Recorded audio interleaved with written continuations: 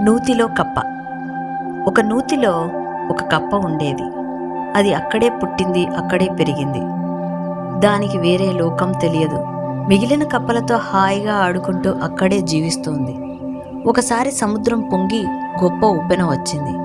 ఉప్పెనతో పాటు కొట్టుకుపోయి వచ్చిన ఒక సముద్రపు కప్ప ఈ బావిలో పడింది. నూతిలో కప్ప ఈ క్రొత్తగా వచ్చిన కప్పను, "నువ్వు ఎక్కడి నుంచి వచ్చావు?" అని అడిగింది.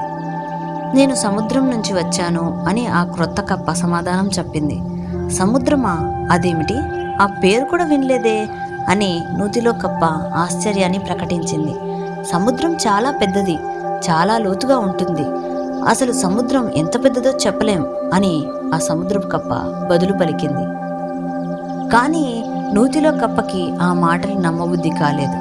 తన కాళ్లను బారా చాపి, "మీ సముద్రం ఇంతుంటుందా?" అని అడిగింది.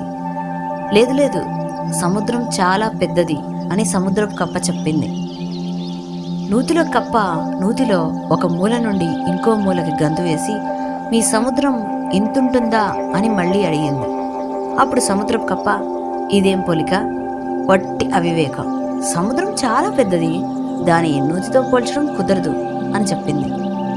అది విని నూతిలో కప్ప, "కాదు కాదు, ఈ నూతి కంటే పెద్దది మరొకటి ఉండడానికి వీల్లేదు. ఇది వట్టి అబద్ధాల కోరు, దీన్ని తరిమేయండ్రా" అని తన తోటి కప్పలతో చెప్పింది. అన్నీ కలిసి ఆ సముద్రపు కప్పను తరిమేశాయి. చికాగోలో జరిగిన విశ్వమత మహాసభలో ప్రసంగించినప్పుడు వివేకానంద స్వామి ఈ కథను చెప్పారు. వివిధ మతాల మధ్య వివాదాలు ఎందుకు వస్తాయో ఈ విధంగా వివరించారు.